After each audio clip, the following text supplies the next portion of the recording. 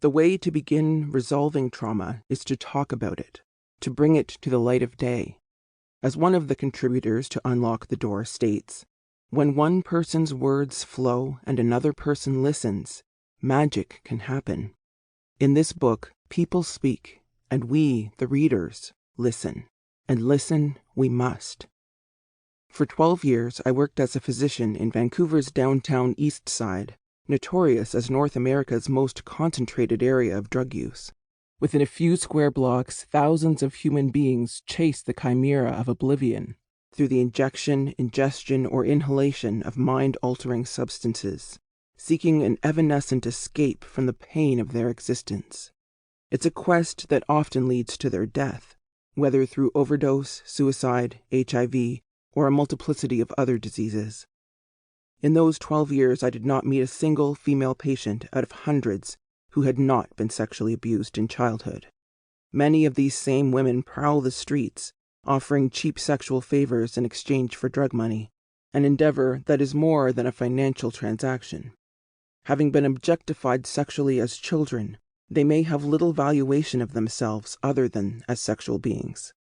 Sexuality is the only aspect of them that ever received attention. Among the men, at least a significant minority had been sexually abused as well. No one should think, therefore, that the consequences of sexual abuse are only psychic, although those would be devastating enough, as I discuss below.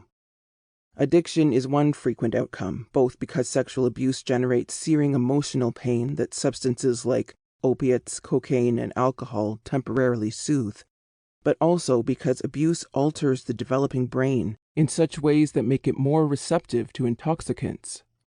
We know something about how specific kinds of childhood trauma affect brain development. For example, the vermis, a part of the cerebellum at the back of the brain, is an area thought to play a key role in addictions due to its influence on the motivational system in the midbrain.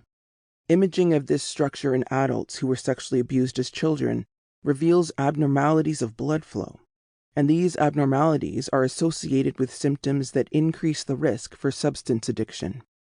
In one study of the electroencephalograms, EEGs, of adults who have suffered sexual abuse, the vast majority had abnormal brainwaves, and over a third showed seizure activity. According to a review published by the U.S. National Institute on Drug Abuse in 2002, the rate of victimization among women substance abusers ranges from 50% to nearly 100%. Populations of substance abusers are found to meet the diagnostic criteria for post-traumatic stress disorder. Those experiencing both physical and sexual abuse were at least twice as likely to be using drugs than those who experienced either abuse alone. Similarly, with alcohol, those who experienced sexual abuse were 3 times more likely to begin drinking in adolescence. As with addiction, so with diseases of the body. Men sexually abused have a 3-fold risk of heart attacks, while people abused in childhood have a nearly 50% increased risk of cancer as adults. And this last fact points to the importance of the present volume of painful recollections and revelations. The men are thought to incur the elevated risk not only because of their trauma, but because they tend to repress or suppress their traumatic memories, fearing to share them with others. Such suppression stresses the cardiovascular system and other body functions. An Australian study also found that men who had been sexually abused in childhood were up to 10 times more likely to have suicidal tendencies. One of the researchers said, "Men are particularly vulnerable because they don't like to talk to others about their problems. It's difficult for anyone to come to terms with traumatic experiences, such as childhood sexual abuse.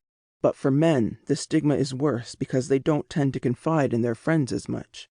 Many suffer feelings of failure and isolation, and think that it is a sign of weakness to discuss their past abuse with others.